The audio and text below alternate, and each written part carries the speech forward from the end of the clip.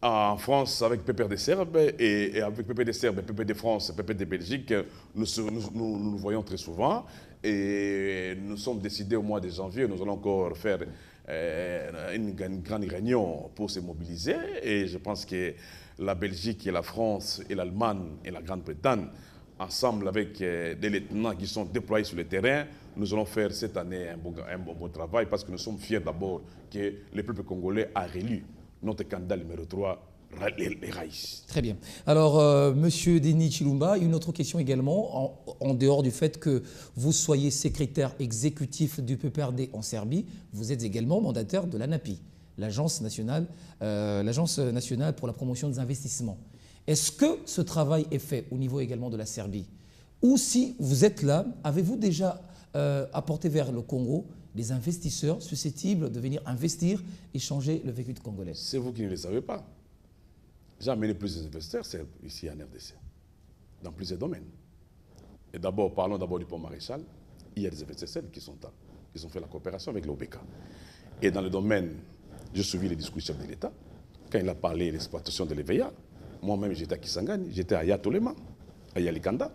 Si vous vous souvenez, j'étais à Yalikanda, c'était pour l'exploitation des EVA. Bon, je vais dire à EVA, ça veut dire caoutchouc. En Serbie, nous avons... Avec des investisseurs serbes. Serbes, oui. En Serbie, nous avons des usines pneumatiques qui ont besoin d'exploiter, avoir des caoutchoucs. Et ils avaient donc la coopération avec l'Indonésie. Ils sont intéressés à notre pays. Moi-même, j'ai fait 1 mois et demi dans la forêt équatoriale, donc à Il Kanda, pour, et ensemble avec nos amis congolais, pour recréer, donner donc l'exploitation de l'EVA. C'est ce qu'il y a un message. Nous, Congolais, d'abord, nous devons être sérieux envers nous-mêmes. Le chef de l'État, il a un grand souci pour développer ce pays. Mais seul, il ne peut pas. Il a besoin de nous tous. Changeons la mentalité. Moi, mon frère, je fais 1 mois et demi à Yatolema, à Kisangani. J'ai dit à nos amis de Kisangani, voilà, il y a des entreprises serbes. Ils ont besoin de caoutchouc qui vous produisez ici. Ces usines-là, c'est une usine en arrêt. Nous avons commencé, et dès que j'ai mis les dos, je suis allé en Serbie. Après quelques mois, il y a l'arrêt. Donc, le discours du chef de l'État, il a un grand souci pour ces pays, mais nous, peuple congolais, accompagnons les chefs de l'État. Et ça sera un développement pour nous tous. Le bien-être de ça, là, ça permettra... C'est une manière d'accuser les gens, les proches du président. Vous voyez, non, je n'accuse pas les proches du président. J'ai dit d'abord nous-mêmes, parce que les gens qui étaient avec moi à Likanda, dans la forêt, ce ne sont pas les proches du président. Donc la population congolaise, nous-mêmes, tous les Congolais doivent être sérieux. L'ensemble de tous les Congolais. Nous devons être sérieux et conscients pour développer notre pays. La conscience de tout le monde. Ce n'est pas seulement un cas de personnes que tout le monde a mise. Non, d'abord nous-mêmes les Congolais, soyons sérieux. Comment nous voulons attirer les investisseurs qui arrivent ici et si nous-mêmes, les gens amènent des millions de capitaux frais dans tel domaine, dans tel domaine, dans tel domaine. Après, dès que ces gens-là, ils vont repartir, soit pour une petite vacances en Europe, et les Congolais prennent tous les ressources et prennent tous les sous et ils mettent l'entreprise dans les chaos. Comment voulez encore les gens puissent rentrer encore dans votre pays? Nous devons être conscients et nous devons être sérieux envers nous-mêmes.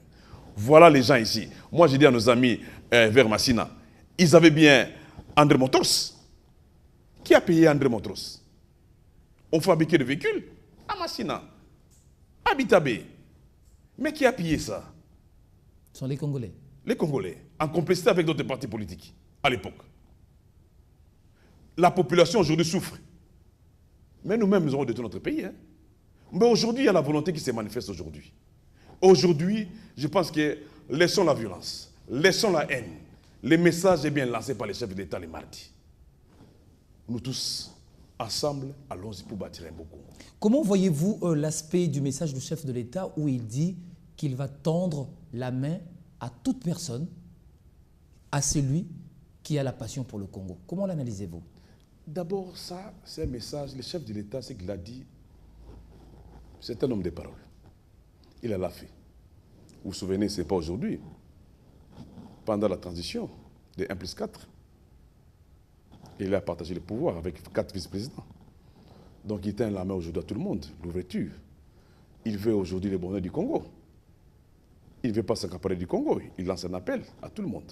Venez, bâtissons un Congo. C'est ça le message. Et moi, je demande aux Congolais, nous-mêmes, soyons sérieux. Et je demande aux combattants qui sont en France, qui sont partout, de venir au Congo d'abord ici, de voir les réalités. Ce que le président fait. Ils sont mal informés.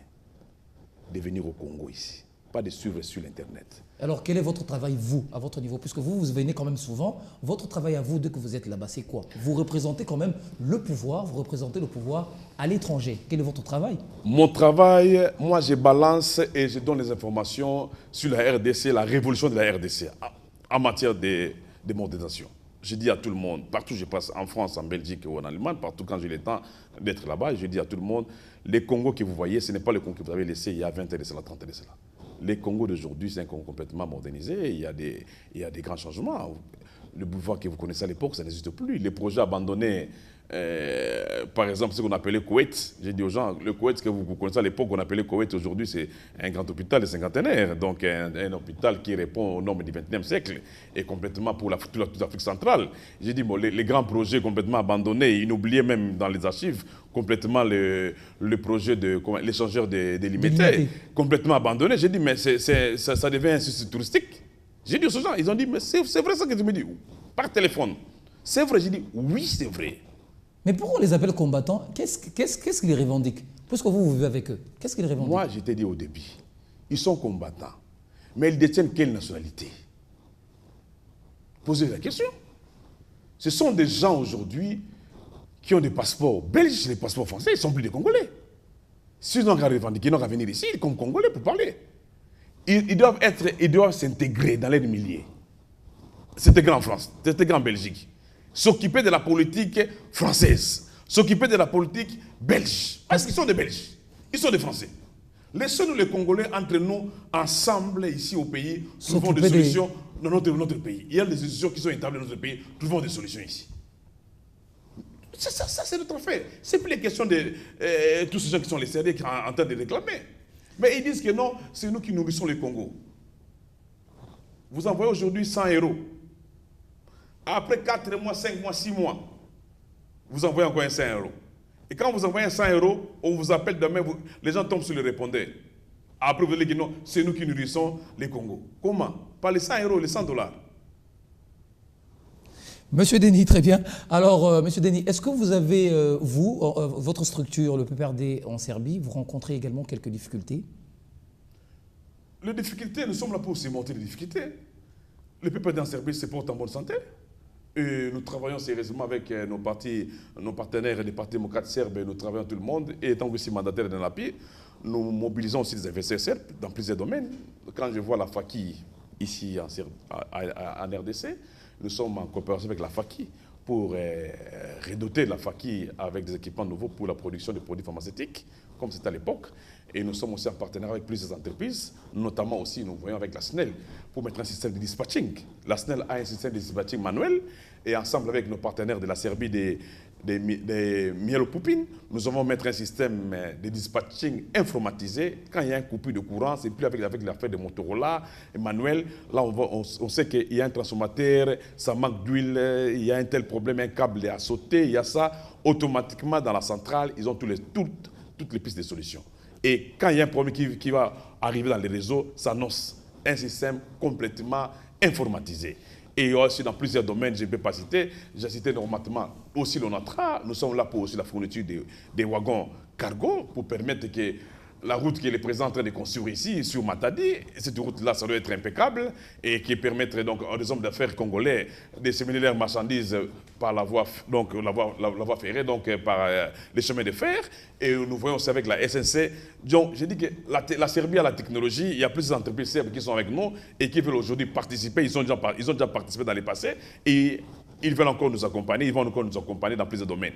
Ce n'est pas seulement la Serbie, la vision du chef de l'État, c'est une vision complètement d'ouverture pour tout le monde entier. Nous disons à tout le monde de venir au Congo. Il y a des opportunités, il y a du travail ici. Nous demandons au monde entier de venir s'investir au Congo et permettre à notre beau pays d'avoir les industries. Et cette-là, c'est pour le bien-être du peuple congolais. Très bien. Monsieur Denis Chilumba, secrétaire exécutif du PPRD et mandataire de l'ANAPI.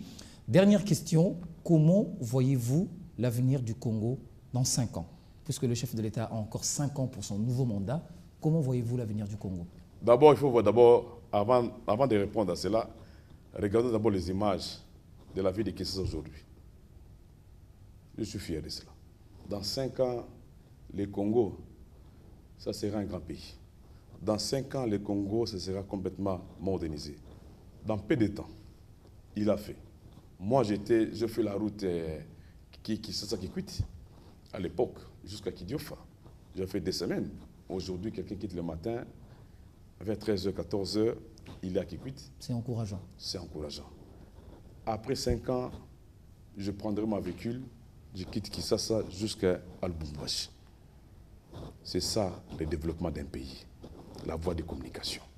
Après la Deuxième Guerre mondiale, les Européens ils ont adopté le plan Maréchal. Ce plan Maréchal n'a pas commencé à donner la nourriture, d'abord les infrastructures. D'abord les infrastructures. Ouais. Très bien. Denis Chilumba, je vous représente encore, secrétaire exécutif du Parti du Peuple pour la reconstruction et la démocratie en Serbie. Vous êtes également mandataire de l'ANAPI. Voilà. Merci d'avoir répondu à notre invitation. C'est moi qui vous remercie pour m'avoir invité. Merci à vous, chers téléspectateurs, de nous avoir suivis avec attention. C'était votre émission Décryptage. Portez-vous bien. À très bientôt avec le même plaisir.